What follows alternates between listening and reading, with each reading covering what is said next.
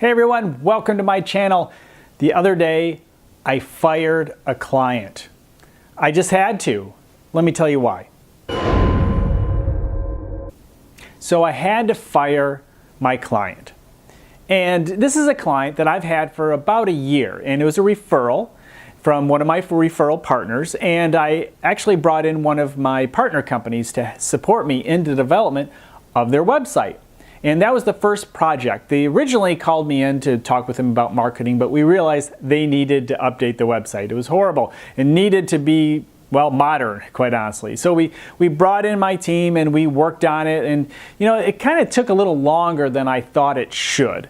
And so I went into Basecamp. We used Basecamp as our project management system, and I could see that the client was really taking a long time getting back to the team to update stuff, and so the website took longer than expected to get updated and launched. So, hey, things happen. It's not that uncommon because a lot of times clients are very gung-ho when they have a new website coming and they want it done now, but they don't have all the information for the designers and the coders, and so sometimes these things are delayed while the client is developing this. So I'm thinking, okay, this is kind of normal. This can happen as long as the client understands why there are delays. Well, now the website's launched, and they of course came to me and said, okay, now we need to really start working on some of our new marketing initiatives. Now obviously, I would suggest they should have started like 6 months prior, before the launch of the website, but this was their timeline, they were in control, they ignored my advice. Nonetheless, we move forward. It's time to do the marketing stuff. I say, okay, let's meet. And 10 days later, I get a response back, yeah, that'd be a good idea. Or something like that. I mean, it would be a week, 10 days, 2 weeks to respond. Now, because I've had a project with this client, and I know them and I like them, I gave it more time than I should have.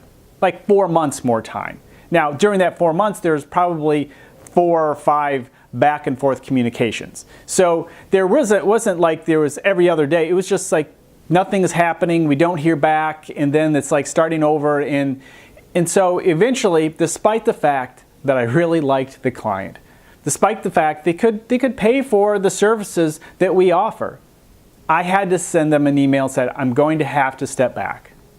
I can't wait a week, 2 weeks before I receive a response to your emails. This poor communication will hurt your marketing. So especially in the beginning, you need a lot of good communication in the beginning of a marketing campaign. You need to be able to get the stuff that you need, the information you need, and there needs to be a good quality collaboration. And if there's these kinds of delays, there's no way we can be effective. Yes, I could have continued on. I could have continued and hope one day it's all going to work itself out. But that's taking my time from other clients and other people who need attention. And when you have stuff hanging out there, it really does hurt your business as well as theirs. So sometimes you need to go through and just cut some ties to loosen up your bandwidth. Because even mentally you think, oh, I have so many customers. Well, if 3 or 4 of them are just kind of, not really connecting, or not really all there, or just almost there, you're counting them, but they're not real, and they're not providing you with income. So you need to make sure that there is, 1, good communication, 2, they're living up to their part as well as you living up to yours. And if there is even friction, I worked with a company, I helped build a marketing company, and the owner, this was a number of years ago, had a big client. It was like the key cornerstone client for the company. And he was always nervous every time he went there because they just beat him up every time, and it was horrible. And he'd come back to the office all mad and start yelling at everybody, why this happened, why that, and nothing was really wrong. We're actually doing a pretty good job for them. It was just the culture of that company is that everybody, it was because the person who was talking to him got it from his boss and her boss on the way up, and they just beat each other up, and it was just this horrible, toxic environment. And yet we kept going back. We said we should have fired. I mean, really the goal of the company was to fire this company, get big enough to fire this company. I don't know if they ever did.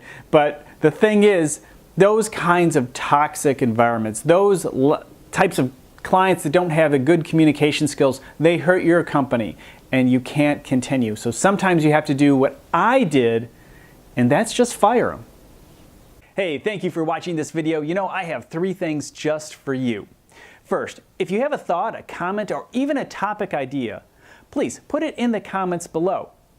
If you enjoy these videos, I have an entire archive of business and marketing videos to help you grow your business right here on YouTube. So please subscribe to this channel. And if you don't want to miss a future upload, click on that bell icon and you'll be notified the next time I upload my video.